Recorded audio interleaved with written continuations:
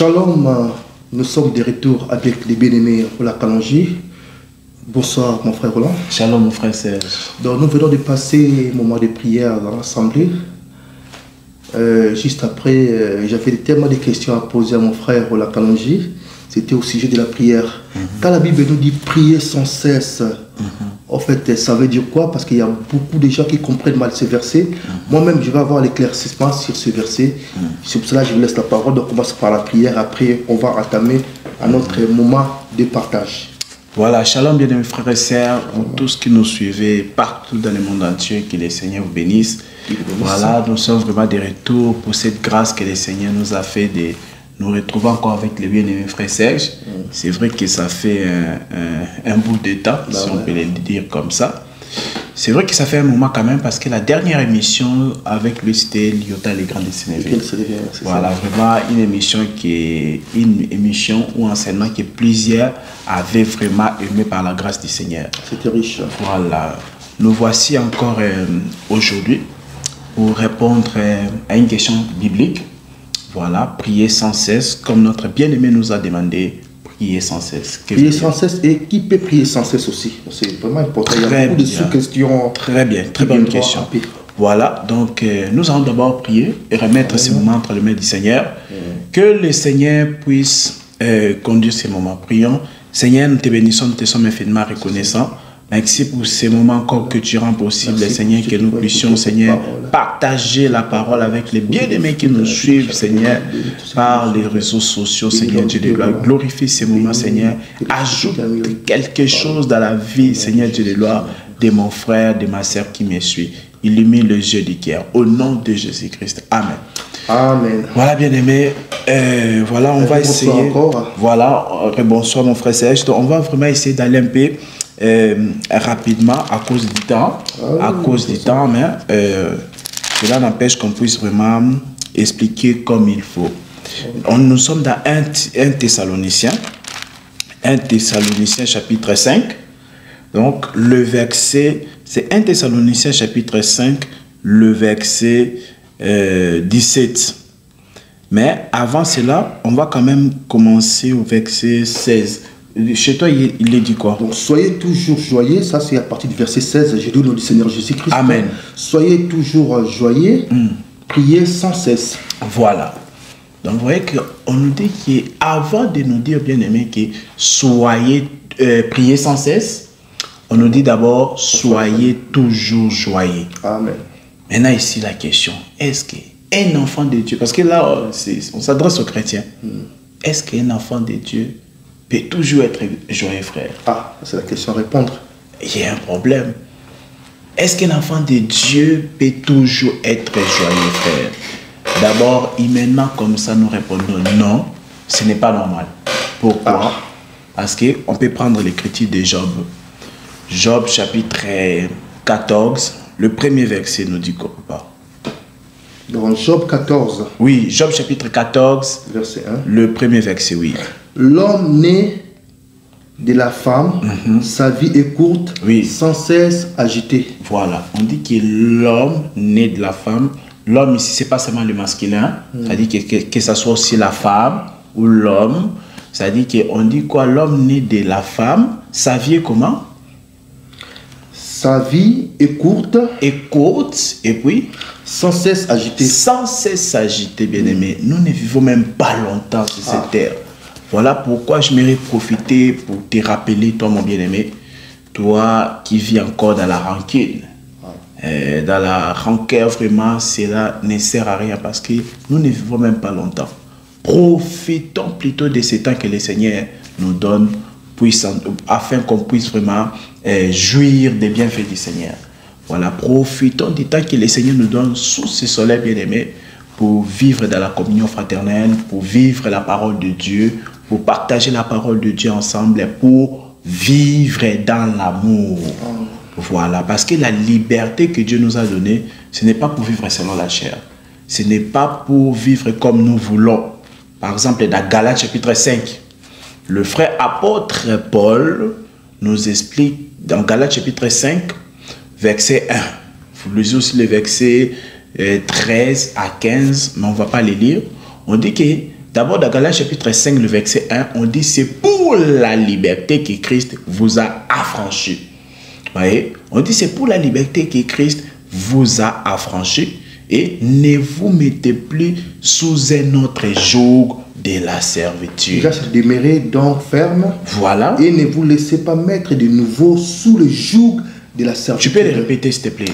Galates. Galates chapitre 5, le verset 1. Verset 1. C'est pour la liberté que Christ nous a affranchis. Oui. Demeurez donc ferme. Oui. Et ne vous laissez pas mettre de nouveau sous le joug de la servitude. Voilà. Donc l'écriture est claire. Ah, tout est clair. Donc voilà. Donc nous sommes, c'est pour la liberté que Christ nous a affranchis, c'est-à-dire nous a délivrés. Donc une fois que Christ nous a délivrés, nous sommes maintenant libres. Il nous a affranchis du péché. Il nous a affranchis de la loi de l'esprit des morts. Vous voyez? Parce que comme Paul pouvait dire que la loi de l'esprit de vie en Jésus m'a affranchi de la loi du péché. Dans Romains chapitre, de la loi du péché, c'est-à-dire de la loi de la mort. Donc, comme on peut voir que, c'est-à-dire que lorsque Christ nous affranchit, lorsque Christ nous délivre, nous sommes libres. Donc, nous avons la liberté. Mais cette liberté-là, l'apôtre continue pour dire qu'on ne doit plus se mettre de nouveau sous les jougs de la servitude. Tu es libre aujourd'hui en Jésus, mais toi-même tu ramènes des nouveaux fardeaux. Voilà, donc tu t'es fait esclave des gens, alors que tu as été racheté à un grand prix. Voilà pourquoi l'écriture de 1 Corinthiens chapitre 7, verset 23, 1 Corinthiens 7, 23 va intervenir pour dire que vous avez été racheté à un grand prix, ne devenez pas esclave des hommes. Amen. Voilà, nous continuons. Le verset 13 de Galates chapitre 5. Il est dit quoi? Il est dit que, frère, vous avez été appelés à la liberté, mais ne faites pas de cette liberté-là un prétexte pour vivre selon la chair. On a expliqué, vivre selon la chair, c'est vivre en dehors de l'amour. Donc, vivre dans le péché, quoi. Oui, vivre dans le péché et vivre aussi en dehors de l'amour. Parce qu'on peut prendre ça, Galates chapitre 5, verset 13. Ça, on aura des précisions. Voilà. Parce que là, on exhorte si l'amour. Ouais, Galates 5, 13. Oui, c'est ça. Galates chapitre 5, verset 13 à 15. Oui. Frères, vous avez été appelés à la liberté. Seulement, ne faites pas de cette liberté un prétexte de vivre selon la chair, mais rendez-vous par la charité, serviteurs les uns des autres. Voilà. Oui, on est où? Jusqu'au verset 15. Car toute la loi est accomplie dans une seule parole. Dans celle-ci, tu aimeras ton prochain comme toi-même. 15. Mais si vous vous mordez et vous dévorez les uns les autres, prenez garde que vous ne soyez détruits les uns par les autres. Voilà. Parole du Seigneur. Amen. On nous exhorte à ne pas se mordre les uns les autres. Comment est-ce qu'on va se mordre les uns les autres? C'est lorsqu'on ne vit pas dans l'amour. La Bible appelle ça, nous sommes en train de vivre selon la chair. Car toute la loi a été résumée à une seule parole, que tu aimeras ton prochain comme toi-même. C'est-à-dire l'amour. La loi est résumée dans l'amour. L'amour, c'est ça le résumé de la loi. Donc juste pour attirer votre attention qu'aujourd'hui en Jésus-Christ, nous avons cette liberté-là. C'est-à-dire que la liberté-là que le Seigneur nous a procurée, ce n'est pas pour vivre selon la chair, ce n'est pas pour vivre dans la rancune, ce n'est pas pour vivre dans les calomnies, dans le médisance, mais c'est vraiment pour vivre dans l'amour. Donc, on a évoqué Galates chapitre 5, pourquoi? Parce qu'on avait lu Job chapitre 14, le verset 1. On a dit que la vie, l'homme né de la femme, l'homme issu de la femme, sa vie est courte. Donc, c'était d'abord cette partie-là. La vie humaine est courte, bien-aimé. Oui, comparé à nos anciens. Nous, il a vécu 950 ans. Est-ce que toi, tu vas vivre 950 ans? Jamais. Ah non. Non, aujourd'hui, la moyenne, c'est 80 ans. Et même pour arriver à 120 ans comme Moïse, c'est très, très rare, frère. Voyez donc, la vie vraiment, la vie humaine est courte. Voilà pourquoi laissons les rancines à côté, avançons avec le Seigneur Et c'est ça aussi la maturité. On a dit quoi? L'homme né de la femme, sa vie est courte et sans cesse agitée. Parce que la question ici, c'est est-ce qu'on peut toujours être joyeux? Est-ce qu'on peut toujours être joyeux? Parce que la Bible dit, nous recommande. La Bible nous recommande à 1 Thessaloniciens chapitre 5. C'est une recommandation. Oui, 1 Thessaloniciens chapitre 5, verset 16. Avant que nous puissions toucher le verset 17 qui dit prions sans cesse. Parce que de base, c'est ça notre thème. Oui. Et notre thème, c'est prier sans cesse. Est-ce que par rapport à soyez toujours joyeux, ce n'est pas, ça colle pas avec la même parole que non, réjouissez-vous. Ah, réjouissez-vous dans le Seigneur. Oui. Oui, on va y arriver. Okay. Voilà, on va y arriver. Là, c'est Philippiens chapitre 4, verset 4. Oui, mais d'abord, la question ici, la préoccupation. Est-ce que dans ce monde, il est possible d'être toujours joyeux? Alors, donc là déjà, commence à avoir des tâtonnements. Ah non, peut-être pas. Alors, est-ce que le Saint-Esprit ne le savait pas? Est-ce que le Saint-Esprit ne savait pas que ce n'est pas possible d'être toujours joyeux? Le Saint-Esprit le savait. Le Saint-Esprit, c'est l'ancien des jours. Il avait déjà vu ces choses. Mais la Bible dit que soyez toujours joyeux. Mais Job va nous renseigner dans Job chapitre 14, verset 1, que l'homme né de la femme, sa vie est courte et sans cesse agitée. Donc d'après toi, on ne peut pas vivre dans la joie si sa vie est courte. Non, tu peux avoir une vie courte mais vivre dans la joie. Voilà, le problème, ce n'est pas dans la première partie de Job, chapitre 14, verset 1. C'est la deuxième partie. L'agitation de la Voilà, sans cesse agité. Okay, l'agitation de la vie de l'homme. D'accord. Voilà, donc la première partie, donc, c'est que ça vient d'abord. Oui, j'ai compris. Voilà. C'est très important. C'est ça. La deuxième partie, c'est très important. Parce qu'une vie d'agitation, ce n'est pas une vie de joie. Okay. La vie de l'homme, c'est très bien parce qu'il y a beaucoup qui se posent de telles questions. Ouais. La vie de l'homme, frère bien-aimé, est sans cesse agitée. Sans cesse agitée, ça veut dire quoi? Aujourd'hui, Dieu te bénit. Hein? Tout va bien, mais tu entends que ton frère, ça ne va pas. Ta sœur, ça ne va pas. Mais toi, tu es erré. Bon, toi, tu es erré. Bien que moi, je confesse que tous les habitants de la terre sont des malheureux, frère.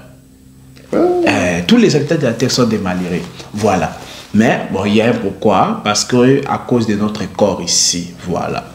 À cause de notre corps ici, c'est pourquoi je dis que tous les habitants de la terre, nous sommes des malheureux. Parce que nous avons un corps, la Bible appelle ça le corps de notre humiliation. Philippiens chapitre 3, verset 21. Ça, c'est un corps d'humiliation.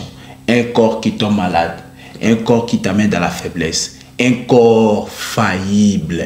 Un corps qui va t'humilier le jour de ta mort. Tu seras allongé par terre. Ça, c'est un corps d'humiliation. Voilà, en quelque sorte, un corps toujours agité. C'est ça, amen. Un corps toujours agité. Donc, nous revenons rapidement pour dire que Job chapitre 14, le verset 1, nous montre que la vie de l'homme né de la femme est d'abord courte et ensuite sans cesse agitée. Sans cesse agité, c'est-à-dire il y aura toujours des tumultes, il y aura toujours des problèmes, il y aura toujours des agitations. Il y aura toujours des agitations, bien-aimés. Aujourd'hui, tu veux te marier. Hein? Aujourd'hui, tu pries d'abord. D'abord, tu es un jeune. Tu pries que le Seigneur te donne la réussite dans tes études. Le Seigneur te donne la réussite dans tes études. Tu termines tes études, tu as un diplôme. Et puis, oh Seigneur, donne-moi un travail. Le Seigneur te donne le travail. Voilà, tu montes. Et puis maintenant, oh Seigneur, je vais me marier. Tu te maries. Ah, tu te maries. Après, il faut encore avoir des enfants. Et puis, il faut encore éduquer ces enfants-là. C'est tout un travail, mes bien-aimés. Donc, il y a des solutions qui contiennent toujours des problèmes. C'est ça la vie terrestre. La vie terrestre est sans cesse agitée. Donc, c'est ce que je disais tout à l'heure. Toi, tu peux estimer que ta vie va bien. C'est-à-dire que tu es heureux. Mais dans la vie de ton frère biologique ou frère dans le Seigneur ou sœur dans le Seigneur ou biologique, ça ne va pas. Il y a un problème. Donc, tu ne peux pas vraiment être heureux. Amen. Si tu as vraiment l'amour et que dans ta vie, tout va bien, mais que dans la vie de ton frère ou de ta sœur, rien ne marche, donc tu seras quand même attristé. Tout est donc, clair. voilà. Vous comprenez l'agitation de la vie de l'homme né de la femme. Ça agit toujours agité. Donc, c'est toujours comme ça. Mais Aussi, la bonne nouvelle est que, souviens-toi toujours, il y a Jésus dans ta barque. Au jour de la tempête, parce que dans la vie comme ça, on a des bons jours, on a aussi des mauvais jours. Il y a des jours où ça va. Il y a des jours où tout va bien, mais il y a aussi des mauvais jours. Les jours où la tempête va secouer ta barque. Les jours où la tempête va secouer ta maison. Le jour où la tempête va secouer ta vie. Les jours où la tempête va secouer ton cœur. Et les jours où la tempête va secouer ton cœur. Mais la Bible dit quoi? La Bible nous montre que lorsque la tempête a secoué la barque, les apôtres, ils étaient agités. Ils étaient aussi des hommes nés de la femme qui étaient agités. Mais il faut toujours se rappeler que Jésus est dans ta barque. Si tu es enfant de Dieu, rappelle-toi toujours qu'au jour de la tempête, Jésus est dans ta barque. Donc, même si tu es enfant de Dieu, oui, la tempête viendra toujours. Oui, l'agitation viendra toujours. Oui, parce que nous sommes encore sur la terre. Mais c'est là, voilà, nous avons encore le corps corruptible, mais cela ne veut pas dire que tu es lié. Amen. Parce qu'il faut pas confondre le persécution. Il ne faut pas confondre les persécutions et le fait d'être condamné par les démons. Amen. Voilà, la persécution, c'est la part de l'épouse de Christ. C'est une prophétie qu'on a part aux persécutions de Christ. Et même, apôtre Paul, quand il exhorte, il dit que réjouissez-vous quand vous avez part aux souffrances de Christ. Et donc, mais cela n'est pas, avoir part aux souffrances de Christ, c'est un privilège, frère. Amen. Que de souffrir pour Christ. Mais cela n'a rien à voir avec le fait d'être lié par les démons. Voilà, donc vous avez compris que, humainement parlant comme ça, on ne peut pas toujours être joyeux. Cela n'est pas possible. Pourquoi? Parce que la vie de l'homme, né de la femme, est courte et sans cesse agitée. Alors, on nous dit, soyez toujours joyeux. Vite fait, est-ce que vous pouvez nous dire comment souffrir pour Christ? Parce que Christ, c'est Christ qui a souffert pour nous. Est-ce que nous pouvons souffrir pour Christ? Oh, Christ, c'est Dieu. Est-ce que nous, êtres humains qui portons encore la chair, nous pouvons souffrir pour Christ? Et juste quelques secondes, quoi. C'est voilà. L'apôtre Pierre, il dit que réjouissez-vous lorsque vous avez part aux souffrances de Christ. Avoir part aux souffrances de Christ, c'est-à-dire que tu as part aux souffrances de Christ, c'est-à-dire quand tu fais son œuvre, tu as entre aussi de souffrir. Oui, parce que Jésus l'a déjà tout fait au niveau du salut, donc il n'y a aucun homme de Dieu va venir compléter ça. Le salut est déjà bouclé, c'est déjà total déjà, c'est déjà au complet. Mais nous aussi, enfants de Dieu, serviteurs de Dieu, nous avons aussi part aux souffrances de Christ. Voilà, quand on a part aux souffrances de Christ bien-aimé, c'est ça, c'est-à-dire que tu fais l'œuvre de Dieu, mais tu es persécuté. Voilà, tu es en train d'évangéliser, et les gens viennent t'agresser, donc voilà, c'est ça, avoir le part aux souffrances de Christ. Amen. La Bible vous dit de vous réjouir, voyez, donc parce que c'est une grâce, c'est un privilège que d'avoir part aux souffrances de Christ. Voilà, soyez toujours joyeux et priez sans cesse. Soyez toujours joyeux, bien-aimés. Ça, c'est par rapport au salut.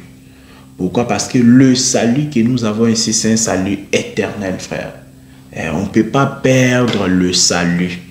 Si ton salut, tu l'as reçu de ton papa pasteur ou de ta maman pasteur, là, tu peux perdre ton salut. Si tu l'as reçu d'un homme mortel, tu peux le perdre. Mais si tu as réellement reçu le salut, bien que dans ta vie sera des fois un peu agitée, frère, mais cela ne va pas ôter ton salut. Amen. Parce que celui qui t'a donné le salut, bien-aimé, c'est l'éternel, l'immortel bien-aimé. C'est lui qui nous a donné son salut. Donc le salut n'est pas la part de l'homme, mais le salut vraiment vient de Dieu. C'est ça la vérité. La vérité, c'est Dieu qui nous a donné le salut.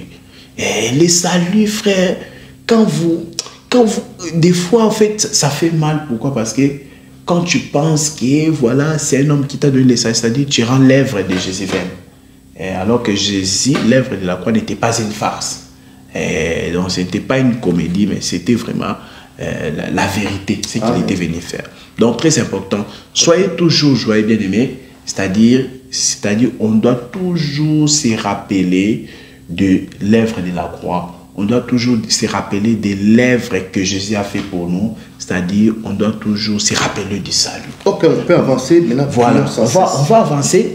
C'est-à-dire que même quand tu passes une mauvaise journée, mais que tu rentres à la maison le soir, pense à l'écriture de 1 Thessaloniciens chapitre 5, verset 16. Soyez toujours joyeux. Soyez toujours joyeux, pourquoi? Non pas parce que tu as des amis qui t'aiment beaucoup, non pas parce que tu as une bonne femme, un bon mari qui t'aime beaucoup, non parce que tu as un compte en banque vraiment bien blindé. Ça n'a rien à voir. Non, voilà. C'est pas parce que tu es très riche que tu dois être maintenant très joyeux. Non, c'est pas par rapport à cela, mais c'est-à-dire quand tu penses à ton salut. Ici, c'est pour les enfants de Dieu.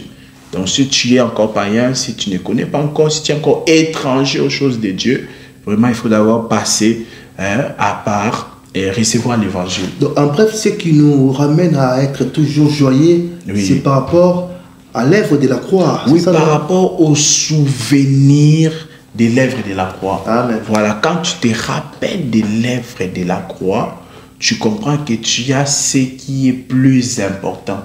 Et en passant, un jour, s'il y a moyen, on aura le temps d'expliquer l'œuvre de la croix. Amen. Parce que quand on parle de l'œuvre de la croix, parfois les gens n'arrivent pas à saisir l'œuvre de la croix. Oui. Et ils voient seulement le mouvement quand Jésus est parti ce jour-là. Mais il faut expliquer ce qui ramène l'œuvre de la croix. Oui, l'œuvre de la croix, c'est toute la Bible. Donc l'œuvre de la croix, on peut même tenir un séminaire de 7 jours. L'œuvre de la croix. Donc voilà. Finissons avec voilà. Soyez joyeux. Donc c'est ça, bien aimés frères et sœurs. Donc nous devons toujours être joyeux. Pourquoi? Parce qu'en ayant le salut, tu es conscient que tu ne demeureras pas seulement esclave. Tu ne resteras pas toujours esclave. Quand je dis esclave, toujours sous cette tente ici, c'est-à-dire tu ne resteras pas toujours en Égypte, c'est-à-dire dans ce monde. Et parce que les Juifs ont une promesse, c'est que lui n'est pas esclave de quelques frères. Israël, il était en Égypte, mais il était conscient qu'en réalité, Pharaon nous domine, mais nous ne sommes pas son esclave. Amen. Pourquoi? Parce que Dieu va nous visiter un jour. Amen. Coûte qu'écoute, Dieu va nous visiter. Très important. Et voilà pourquoi Joseph aussi l'a dit. Il a dit, je sais que Dieu va vous visiter.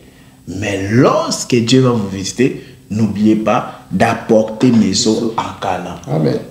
Donc, c'est-à-dire que les os, apporter les os en Canaan, les os, c'est la partie invisible de l'homme. Ce n'est pas la partie visible, c'est la partie invisible, ce qui est à l'intérieur. Ça nous parle de l'âme. Parce que Joseph n'a pas dit qu'il a apporté ma chair. Non, il n'a pas dit ça. Joseph a dit que lorsque Dieu va vous visiter, Dieu avait visité Israël par le biais de Moïse et Aaron, vous savez. Il a dit apporter hors de l'Égypte, c'est-à-dire amener en Canaan mes os. C'est-à-dire, il n'a pas dit amener ma chair, non, les os. C'est-à-dire la partie intérieure. Ça parlait de l'âme. C'est-à-dire, il ne voulait pas que son âme puisse se reposer en Égypte, bien aimé. Voilà, l'âme d'un enfant de Dieu ne peut pas se reposer en Égypte, là où il y a le désordre, là où il y a le péché, là où il n'y a pas d'enseignement, donc c'est vraiment à l'étranger. Voilà, donc c'est pas possible. Donc, pour dire qu'un enfant de Dieu n'est pas, c'est aussi un juif spirituel. Parce que Romains chapitre 2, verset 29, on dit que le vrai juif et les vrais circoncis, c'est celui qui est de guerre. Donc vraiment, les juifs spirituels, le circoncis spirituel, c'est nous aujourd'hui, nous les enfants de Dieu. De même que les juifs avaient la promesse qu'ils ne sont pas ils ne sont pas esclaves de quelqu'un. Voilà pourquoi même là, dans Jean chapitre 8, à partir du verset 32, Jésus dit que vous connaîtrez la vérité et la vérité vous affranchira, c'est-à-dire la vérité vous délivrera. Et ils ont dit que nous sommes fils d'Abraham et nous n'avons jamais été esclaves de quelqu'un. Alors qu'ils étaient esclaves en Égypte, frère. Oui. Donc, quand bien même il était esclave en Égypte, mais il ne calculait pas cela. Fils d'Abraham, même si tu le vois aujourd'hui dans la faiblesse, fais attention, il n'est pas ton ami. Fais attention quand tu vois un fils d'Abraham dans la faiblesse. Fais attention quand tu vois un fils d'Abraham en train de pleurer. fais attention parce que lui, tu peux croire qu'il est esclave, mais en réalité, il n'est pas esclave. Dieu va se débrouiller pour le faire sortir de cette captivité-là. Voilà, donc soyez toujours joyeux, mes bien-aimés frères et sœurs, c'est par rapport au salut, quand tu réalises que tu ne seras pas enterré en Égypte, quand tu réalises que il y a la vie au-delà de cette vie ici. Parce que les témoins de Jéhovah, ils pensent que la vie s'arrête sur terre. Non, non, la vie ne s'arrête pas sur terre. Non, la vie ne s'arrête pas sur terre. Donc, vraiment, que le Seigneur soit loué. Pour la première partie de cette exhortation, sur soyez toujours joyeux. Voilà, soyez toujours joyeux. Donc, c'est ça, c'est rappeler du salut que tu as en Jésus-Christ. Voilà pourquoi aussi Philippiens chapitre 4, le verset 4, l'écriture qui mon frère avait évoqué au début. Donc, la Bible dit quoi? Je les répète. Il dit quoi? Soyez toujours joyeux, réjouissez-vous dans le Seigneur. Je vous les répète, réjouissez-vous dans le Seigneur. Donc, vraiment, il a martelé dessus l'apôtre. Il a dit, soyez tous... Il a dit quoi? Réjouissez-vous dans le Seigneur. Je les répète, réjouissez-vous dans le Seigneur. Amen. On va se réjouir dans le Seigneur, non à cause de notre compte en banque, non à cause de la bonne femme ou du bon mari que le Seigneur nous a donné. On ne va pas se réjouir dans le Seigneur parce qu'on a des amis, mais d'abord, bien aimés frères et sœurs, parce que nous avons eu grâce auprès du Seigneur qui nous a donné son salut. Que le Seigneur soit loué. Amen. Voilà, alors, priez sans cesse. Ok, déjà, avant que le frère continue, veuillez surtout m'excuser parce que chaque fois que je baisse ma tête, c'est pour vérifier parce que les frères, ils citent tellement d'écritures, j'essaie aussi de vérifier parce que pour qu'on soit vraiment dans les thèmes, quoi. Okay. Voilà. Donc, là, maintenant, on rentre, prier sans cesse. Prier sans cesse, voilà. 1 Thessaloniciens chapitre 5, le verset 17. Il est dit quoi? Prier sans cesse. Ah, prier sans cesse. En d'autres termes, frère, prier sans cesse, ça veut dire prier toujours. On est d'accord? Amen. Parce que prier sans cesse, c'est-à-dire prier sans relâche. Prier toujours. Donc, de la même façon, on avait dit, soyez toujours joyeux. C'est en fait, en d'autres termes, priez toujours. Ce sont juste des synonymes. Toujours, sans cesse. Ce sont juste des synonymes. Mais pas quand même la même explication. Non, pas la même explication. Pas la même explication. Oui, pas la même explication. Donc, priez sans cesse. Mais nous ne devons pas faire des choses en vain comme ça, frère. On doit comprendre. Donc, quand tu vois cette écriture, ne va pas te fermer dans ta maison. Tu ne veux même plus aller à l'école. Et surtout que tu ne veux plus aller au travail. Surtout que je t'ai posé la question, qui peut prier sans cesse aussi? Donc, très bien. Rajouter ça, c'est voilà. très important. Donc, vraiment, les versets qu'on a touchés ici, ça concerne les enfants de Dieu, frère. Donc, soyez toujours joyeux, priez sans cesse. Donc, c'est une dimension des enfants de Dieu. Voilà. Donc, c'est une exhortation, vraiment. Donc, même quand ça ne va pas, donc, soyez toujours joyeux, parce que tu te rappelles, il y a la chose la plus importante. Tu as vraiment l'essentiel en toi. C'est pourquoi on doit être toujours joyeux. Mais maintenant, prier sans cesse, je vous ai dit, c'est la même chose si on disait prier toujours. C'est la même chose.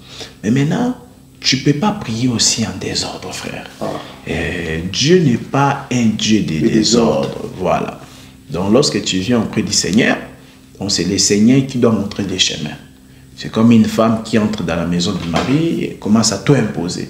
Elle commence à imposer toutes les choses. Non, là, ce n'est pas normal. Vous voyez? Parce qu'elle est sous l'autorité d'un homme.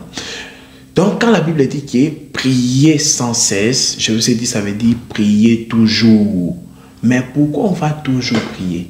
Quel est l'élément qui va toujours nous booster ou nous encourager à continuer à prier toujours? C'est d'abord, lorsqu'on voit, par exemple, Jean 17, on va essayer d'aller un peu rapidement, bien mes frères et sœurs. Alors, Jean chapitre 17, Jean chapitre 17, Jean 17, je lis rapidement. Voilà. Jean chapitre 17 après. Jean chapitre 17, il s'agit de la prière de Jésus qu'il a fait pour les apôtres. On peut commencer au verset 3. Or, la vie éternelle, c'est qu'ils te connaissent, toi le seul vrai Dieu, et celui que tu as envoyé, Jésus-Christ. J'ai été glorifié sur la terre, j'ai achevé l'œuvre que tu m'as donnée. Soulignez cela. Soulignez le verset 4 de Jean chapitre 17. Jésus, dans sa prière, il dit que j'ai été glorifié et j'ai achevé l'œuvre que tu m'as donné de faire. Voilà pourquoi il dira maintenant, plus tard j'ai perdu aucun d'eux, si ce n'est que le fils de la perdition. C'est-à-dire c'était après les 3 ans du ministère de Jésus. Maintenant Jésus va prier pour les apôtres. Mais maintenant il dit quoi? Par exemple au verset, on va revenir, notre verset clé c'est le verset 11. Il dit quoi? Je ne suis plus dans le monde et ils sont dans le monde. Je vais à toi, Père Saint, garde en ton nom ce que tu m'as donné, afin qu'ils soient un comme nous. Donc dans la prière de Jésus, il demande au Père de garder. De garder qui? Ceux qui ont connu le véritable Dieu.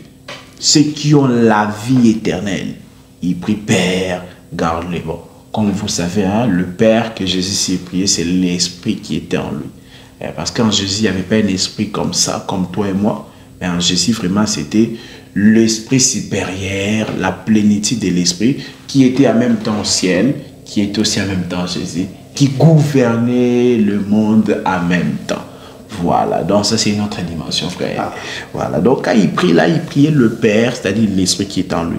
Il a prié de garder ceux qui ont la vie éternelle, ceux qui ont réussi la parole. Mais maintenant, ici, prier pour les apôtres, frère. Mais attention, Jésus n'a pas seulement prié pour les apôtres. Il dit quoi? Au verset 20 de Jean 17, il dit, ce n'est pas pour eux seulement que j'ai prié. Et seulement pour qui j'ai prié là, ce sont les apôtres. Il dit, ce n'est pas pour eux seulement que je prie, mais encore pour ceux qui croiront à moi par leur parole, afin que tous soient un comme toi, Père. Tu es à moi. Donc il dit, je ne prie pas seulement pour eux les apôtres, mais pour, il dit quoi? Mais encore pour ceux qui croiront à moi par leur parole. Donc Jésus, quand il a achevé l'œuvre, il a fini la mission. Il a prié pour les apôtres, pour ces 2 versets, les frères. Il s'est dévexé dans les apôtres en disant que désormais, les gens ne verront plus moi, Jésus, selon la chair. Parce qu'aujourd'hui, nous ne connaissons plus Christ selon la chair. Dès Corinthiens chapitre 5, verset 16. On a dit, si autrefois on a connu Christ selon la chair, mais aujourd'hui, il n'en est plus question, frère. Aujourd'hui, on ne connaît plus Christ selon la chair, on connaît Christ selon les Écritures. Amen. Donc Jésus l'a dit, désormais, moi je ne serai plus comme ça physiquement dans la chair, mais je vais prier pour vous les apôtres. C'est-à-dire, quiconque dira qu'il veut écouter l'enseignement de Jésus, qui est l'enseignement de la vérité, ils doivent donc écouter les apôtres. Donc c'est pourquoi on dit que dans une église où l'enseignement prêché par les fidèles et humbles apôtres n'est pas respecté, c'est une assemblée qui ne croit pas en Jésus-Christ. Voilà, parce que je vous ai dit, Jésus l'a prié dans Jean chapitre 17, verset 20.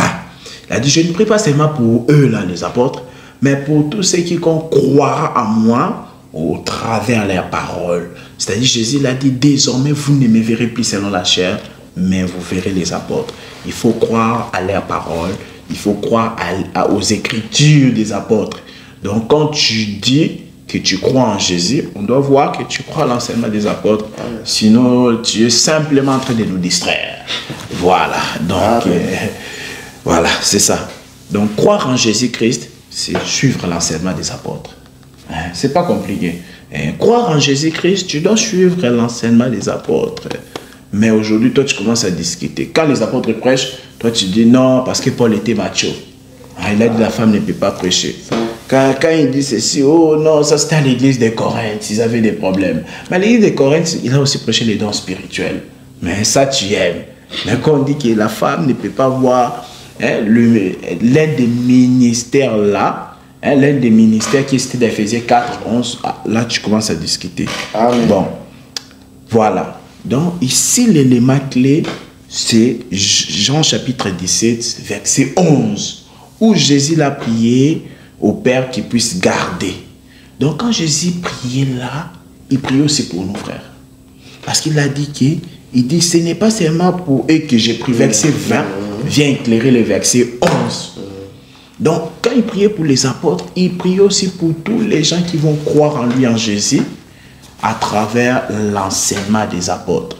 Qu'est-ce que nous voulons dire par là? C'est-à-dire qu'il faut être dans la prière de Jésus. Pour prier sans cesse, pour prier toujours, il faut d'abord être dans cette prière ici. Si tu n'es pas dans la prière de Jésus, de Jean chapitre 17, le verset 11 jusqu'à 20, c'est-à-dire que tu es en train de perdre ton temps. Tu peux être là, quelqu'un qui prie, parce que dans un jour, il y a 24 heures. Tu peux être là, tu pries 15 heures par jour. Vraiment, toi, tu dis, moi, je suis discipliné. Vraiment, chaque jour, je prends 15 heures de mon temps. Je prie vraiment. Ils disent aussi sincèrement. Ils disent aussi, si je prie, quand je prie, je suis sincère. Mais tu n'es pas dans la prière de Jean chapitre 17. C'est-à-dire, pour être dans la prière de Jean chapitre 17, on t'a expliqué que tu dois croire à l'enseignement des apôtres. Ce n'est pas compliqué. Donc, prier sans cesse, prier toujours, c'est parce que nous sommes dans la prière de Jésus-Christ. Et Jésus il a fait cette prière-là pour nous. Voilà pourquoi un enfant de Dieu ne peut pas perdre le salut. Amen. Parce que la prière de Jésus a une très grande efficacité. Donc, il a fait prier que nous soyons gardés, frères. Gardés. Donc, l'enchantement ne peut rien contre nos frères. Donc, la séduction ne peut rien contre nos frères. Il a prié de nous garder. Et ça, c'était une prière qu'il avait fait. Mais il devait sceller cette prière. Il a scellé cette prière-là maintenant à Golgotha.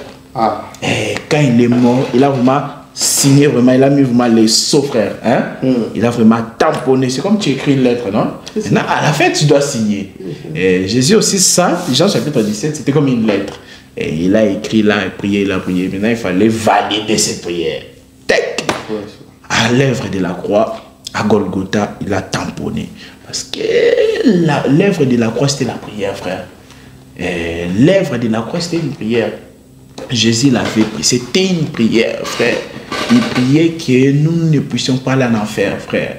Parce que s'il n'y avait pas eu l'œuvre de la croix, on allait partir en enfer. Amen. Donc, avant de commencer à présenter à Dieu tes œuvres, Seigneur, moi j'ai laissé mon lit, je suis descendu par terre pour dormir, j'ai mal à mes côtes, tout ça. Mais Dieu va dire que moi j'avais laissé mon trône pour venir prier pour toi, frère. Donc, avant d'abord de commencer à présenter tes sacrifices comme ça, laisse tes sacrifices, d'abord crois à la prière de Jésus-Christ.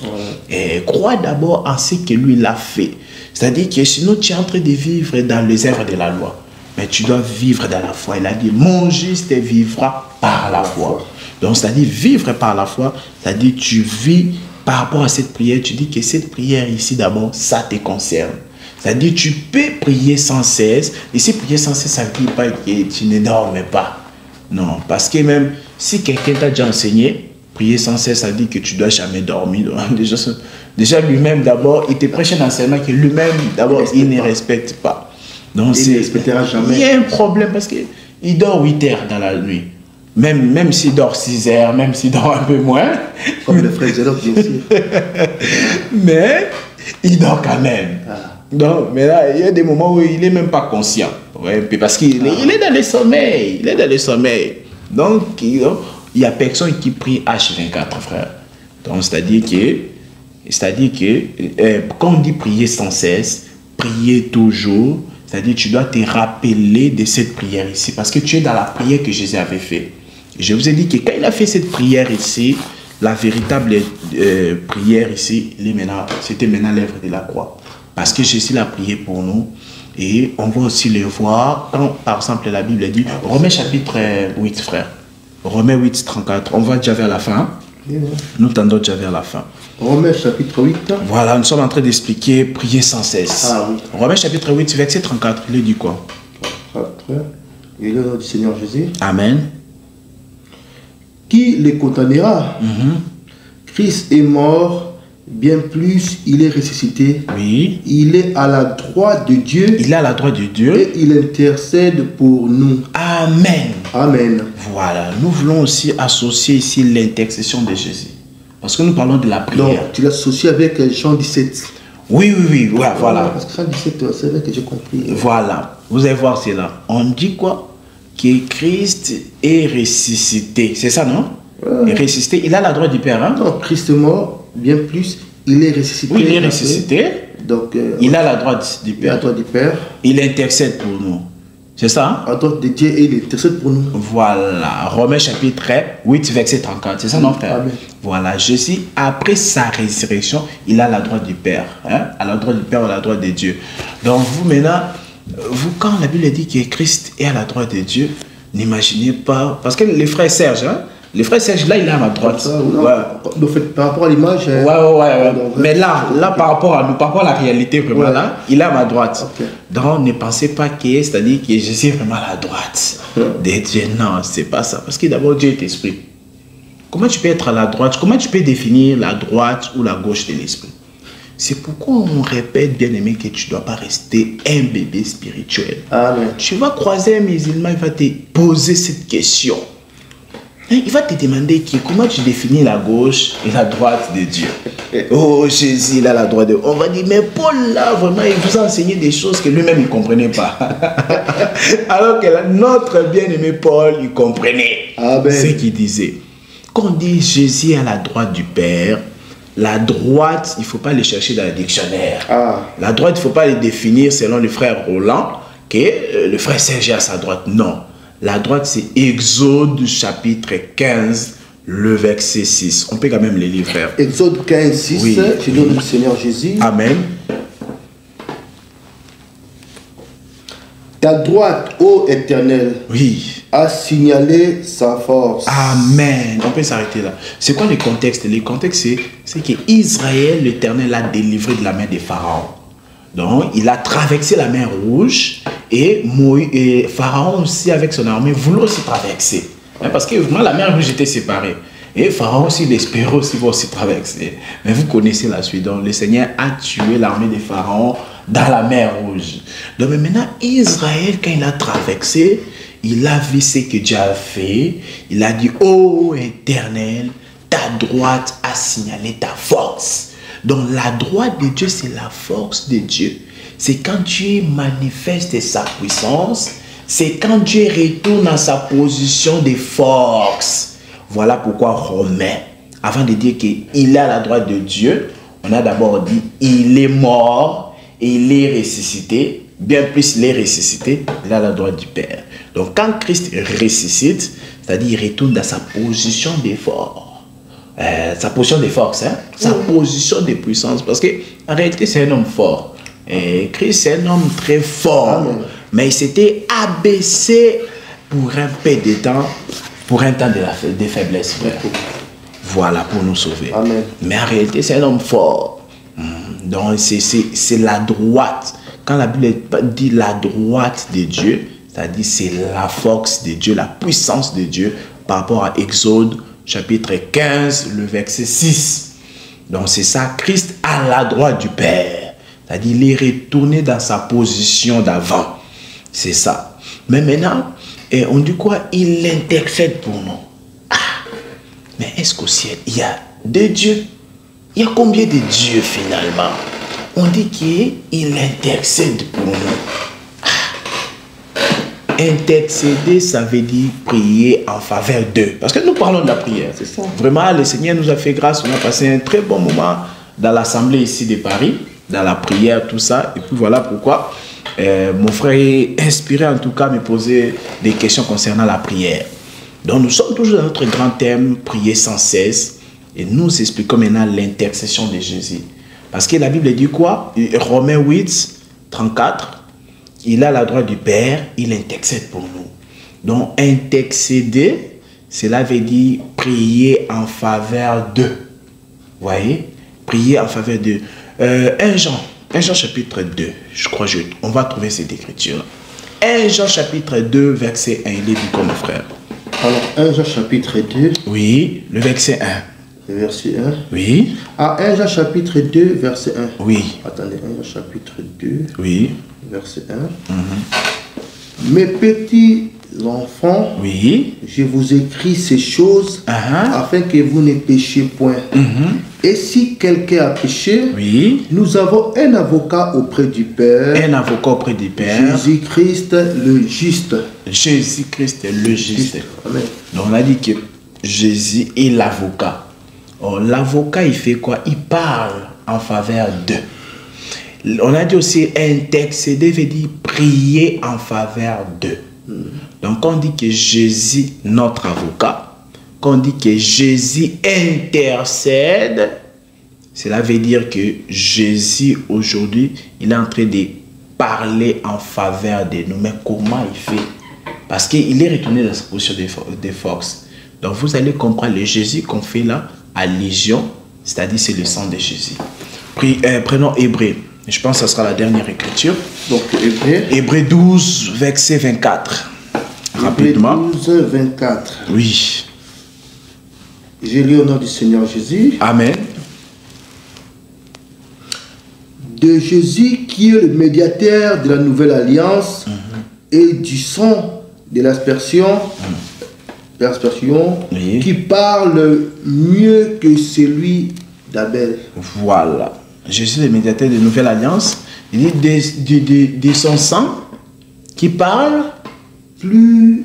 Qui parle mieux que celui d'Abel. Voilà. On dit que le sang de Jésus, frère, on est vers la fin, si soyons concentrés. Donc on dit Jésus, hein frère, son sang parle mieux que celui d'Abel.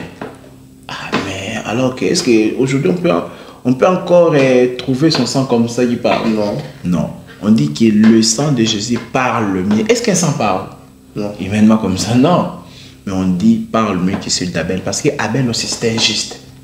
Mais Jésus il était encore très juste. Encore il était supérieur à Abel. Jésus il était encore supérieur à Abel. Parce qu'Abel était ici d'Adam, le premier. Mais Jésus n'était pas ici d'Adam, le premier. Ça va? Très bien. Voilà. Donc, on dit que quand bien même Abel aussi il était innocent, son sang était répandu parce que son frère quand il l'avait tué. Mais on dit que le sang de Jésus parle mieux. C'est-à-dire que Jésus à la croix, son sang criait miséricorde. Donc, tu parles, le sang parle. Oui, le sang parle, c'est-à-dire que le sang a un impact. Voilà, a un impact, c'est-à-dire quoi? Le sang parle, quand on dit le sang parle, le sang agit, le sang a une influence. Pourquoi? Parce que par exemple, Hébreu chapitre 9, verset 22, nous dit sans effusion du sang, il n'y a pas pardon du péché. Amen. Vous voyez l'impact du sang. Donc ici, quand on dit que Jésus, il intercède pour nous, c'est-à-dire c'est son sang qui crie miséricorde. Voilà pourquoi Hébreu dit que approchez-vous du trône de la grâce pour recevoir miséricorde. Amen. Autrefois, dans la loi, ce n'était pas le trône de la grâce. Donc il dit approchez-vous du trône de la grâce pour recevoir, frère, la miséricorde. Donc tout ça pour dire quoi? Tout ça pour dire que quand on parle de l'intercession de Jésus, c'est-à-dire que c'est son sang en fait aujourd'hui qui nous justifie. C'est son sang qui est l'avocat. L'avocat, c'est celui qui parle. Amen. On a lu 1 Jean chapitre 2 verset 1 qui nous disait que Jésus est notre avocat. Et un avocat, c'est celui qui te défend. Il est là pour te défendre. Mais attention frère, Jésus qui est avocat aujourd'hui, un jour il va changer. C'est là on dit le deuxième aspect des dames. Il va changer de costume, il deviendra le juge. Il ne sera plus là pour te défendre, mais pour te condamner. Mais il ne condamne pas son épouse. Hein? Ce sont les impies. Voilà, ceux qui ont refusé qu'ils puissent être leur avocat. Parce qu'aujourd'hui, il veut que les gens puissent le prendre comme avocat. Je suis là, votre avocat. C'est-à-dire le sang de Jésus est encore en train de crier là. Pourquoi là, la Bible dit, si aujourd'hui vous entendez sa voix, c'est pas avocat. Pourquoi? Parce qu'il est encore avocat. Demain, ça sera trop tard. Amen. Demain, ça sera après l'enlèvement, ça sera trop tard. Donc voilà, bien aimé, vous avez compris en tout cas, prier sans cesse. Prier sans cesse, bien aimé. C'est-à-dire, tu dois d'abord prier sans cesse, c'est-à-dire prier toujours. Ce qui doit nous motiver à prier, c'est la prière de Jésus. De Jean chapitre 17, cette prière-là doit nous motiver. Cette prière-là c'est en fait notre motivation. Même quand tu es fatigué, tu es là, donc tu pries parce que tu sais que tu es déjà dans la prière là. Voilà, tu pries parce que tu sais que déjà tu es dans cette prière-là de Jean chapitre 17. Et on a dit que quand Jésus priait ici, et la chose la plus forte ici, dans la prière de Jean chapitre 17, l'élément clé, n'oubliez jamais, c'est Jean chapitre 17, verset 11, où il demande au Père de nous garder. Tous ceux qui l'ont suivi, tous ceux qui ont suivi l'enseignement de Jésus, de près ou de loin, Jésus prie de les garder. Et on a dit, quand il a prié là, maintenant, là, il devait valider cette prière. Parce que dans le verset 4 de Jean chapitre 17, il dit, j'ai achevé l'œuvre. J'ai achevé l'œuvre. J'ai fini les 3 années de ministère. Où Hérode, il était là pour me guetter, voulait me faire du mal. Mais là, c'est bon, j'ai fini. J'ai achevé l'œuvre. Et maintenant, il prie. Quand il prie là, maintenant, il va aller valider cette prière-là. C'est pourquoi j'ai dit que l'œuvre de la croix, c'était une prière. Pourquoi? Parce que quand le sang a coulé, le sang là, c'était l'avocat. Le sang là, c'est un intercesseur. Parce que Hébreux chapitre 12, verset 24, nous dit que le sang de Jésus parle mieux que celui d'Abel. Et Abel aussi était juste. Et c'est là aussi nous exhortons, frère. Hein? Ton frère qui t'aime beaucoup, il peut vouloir mourir pour toi, frère. Par courage, hein? Par courage, il est zélé, tout ça. Voilà, on veut te tuer. Hein? Il dit non, moi j'aime beaucoup le frère Serge, ne le tuez pas, tuez-moi. Ah, je vais mourir à sa place. Hein? Oui, ça, oui. Il y a des gens comme ça, frère. Oui, moi je te dis. Ok, après. Voilà, il y a des gens comme ça, moi je sais pourquoi je dis ça. Voilà, il y a des gens comme ça dans la vie. Donc il dit, on voulait te tuer, frère. Il dit non, tuez-moi, parce que je l'aime beaucoup. Tuez-moi à sa place. Mais sa mort là ne va pas te justifier. Amen. Sa mort là ne va pas intercéder en ta faveur. Il t'a sauvé seulement quant à la chair, mais pas quant à l'esprit. Voilà pourquoi Matthieu chapitre 10, je crois le verset 28, on dit, ne craignez pas ce que tue le corps, mais craignez plutôt ce qui peut tuer et l'âme et le corps dans la gêne. Donc c'est ça. Bon là, ça nous laissons ça pour notre enseignement concernant la mort. Hein? Concernant la mort, ça nous laissons ça pour notre enseignement concernant la mort, parce que comme vous savez, voilà, comme vous savez, voilà, bien aimés frères et sœurs, on avait commencé un enseignement sur la mort. Donc vous avez déjà vu la première partie sur l'enseignement de la mort. C'est vrai que les frères Serge n'est pas dedans. Mais on a touché la suite, hein? Oui, les frères Serge n'est pas dedans. Partie, ouais, donc voilà l'enseignement concernant la mort, très bientôt là. Je pense fin décembre ou maximum début janvier, il y aura déjà la deuxième partie concernant la deuxième partie de la mort. Donc un enseignement vraiment très important aussi. Tous les enseignements sont très importants. Donc vraiment il faut écouter, bien que les thèmes sont différents, mais tous les enseignements sont très importants, sont salutaires. Donc voilà, donc il y a vraiment ça contient le salut, et puis il faut le suivre avec beaucoup d'attention. Donc vous avez compris, prier sans cesse, ça veut pas dire il faut toujours, ça veut pas dire prier sans cesse, c'est-à-dire tu pries, tu n'arrêtes pas, c'est impossible. Voilà, donc c'est la même chose que soyez toujours joyeux, voyez. Donc prier sans cesse, c'est prier toujours. Mais pourquoi je dois toujours prier? Parce que j'ai un rédempteur, parce que j'ai un avocat, parce que j'ai celui qui me protège, frère. Voilà, j'ai celui déjà qui me protège. Il m'a dit, garde-le. Donc tu dois savoir que si tu es l'enfant de Dieu, tu y es gardé en Jésus, frère. Tu y es gardé, même si tu vis des moments difficiles. Mais sache que tu y es gardé, frère. Tu y es gardé, tu ne seras pas séduit. Donc, c'est dans cette prière, nous bénéficions de cette prière-là de Jean chapitre 17. Et comme nous avons dit, frère, cette prière-là a été validée à la croix. Et quand on dit Jésus intercesseur, ne pense pas au ciel, au trône là-bas. Il y a 2 dieux, c'est-à-dire le Fils, un petit Dieu, qui est en train d'intercéder. Il est en train... Parce que j'ai jamais écouté un pasteur, il disait qu'au ciel là-bas, Jésus est en train de dire au Père, oh, protège l'église de la compassion. Oh, protège tes... Jésus est en train... Qu'un enfant de Dieu, il dérape et tout, il pêche et tout. Oh, pitié. Donc lui pense qu'il y a un petit Dieu au ciel. il y a un grand Dieu. Il pense qu'il y a vraiment les fils et les pères. Non, c'est pas comme ça, bien-aimé. Voilà, il n'y a qu'un seul Dieu. Il n'y a qu'un seul Dieu. Même les démons, ils le savent. Même les démons, ils savent qu'il n'y a qu'un seul Dieu. Le véritable Dieu là, parce que Dieu n'est pas les noms propres d'une personne.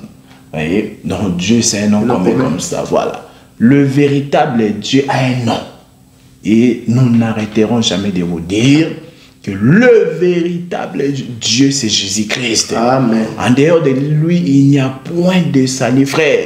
Et comme j'aime dire, que mourir sans croire à la divinité de Jésus-Christ, c'est une malédiction. Amen. Et quand je dis que mourir sans croire à la divinité de Jésus-Christ, c'est une malédiction, parce que c'est-à-dire que tu vas aller en enfer, frère. Psaume 37, verset 22, définit la bénédiction comme étant l'entrée au ciel, et la malédiction, c'est-à-dire tu es retranché du pays des dieux, tu es retranché du ciel, c'est-à-dire que tu es perdu, frère. Donc c'est un peu cela, je pense que vous avez compris. Voilà cet enseignement. Vraiment, j'espère que vous êtes tous... vous avez compris tout ce que les bien-aimés viennent de partager avec vous. Et je sais que vous êtes bénis par cette parole. Nous allons toujours revenir s'il y a des questions, comme je l'ai dit. Envoyez-nous des questions, les frères Roland est disponible. Donc, en cas de question, il va répondre. Au moins, j'aime beaucoup ces frères. Il répond aux questions. Donc, il n'y a pas de souci, il n'y a pas de questions tabou. Posez vos questions. Ok, frère, de toute façon, dès qu'il y aura d'autres questions, nous allons essayer un peu d'avancer, quoi. Oui. Donc, moi, en fait, j'ai compris tout ce que vous avez essayé de séparer. Soyez toujours joyeux et priez sans cesse, quoi. Oui. Donc, vous avez expliqué et vous avez tombé, en fait, la base, c'est dans Jean chapitre 17, donc là au moins vous êtes assis dessus. Vraiment, on vous encourage de les lire. Vraiment, c'est vraiment. Prenez le temps chez vous. Même moi, quand les frères a parlé, j'ai compris que c'est vraiment, vraiment. Donc Jean chapitre 17, il n'y a que 26 versets. C'est pas un testament, comme on dit, quoi. Donc on a présenté l'œuvre de la croix à partir de ces versets, de ce chapitre 17, quoi. Donc vraiment, surtout n'oubliez pas de le méditer, tous ces chapitres-là. Donc, je ne sais pas si vous avez un dernier mot, frère. Voilà, vraiment, que le Seigneur soit loué. Comme on vous a dit, c'est notre grand retour. Vraiment, donc nous allons encore continuer, bien aimé. À revenir parce qu'il y a beaucoup de choses. Parce qu'il y a beaucoup de thèmes qu'on doit exploiter sur le pardon. Donc, il y a beaucoup de choses. Quoi. Voilà, donc nous allons revenir parce que nous sommes là pour soutenir les guerres de l'Éternel. Amen. Voilà, et on vous expliquera aussi prochainement, s'il faut, c'est quoi les guerres de l'Éternel. Ah, merci beaucoup. Donc, nous soutenons vraiment les guerres de l'Éternel. Que le Seigneur soit loué, bien-aimé. Vous étiez nombreux à nous suivre. Vraiment, que le Seigneur vous bénisse pour ce temps que vous avez disposé à suivre sa parole. À la prochaine, bien-aimé. Salut, ciao, ciao, ciao.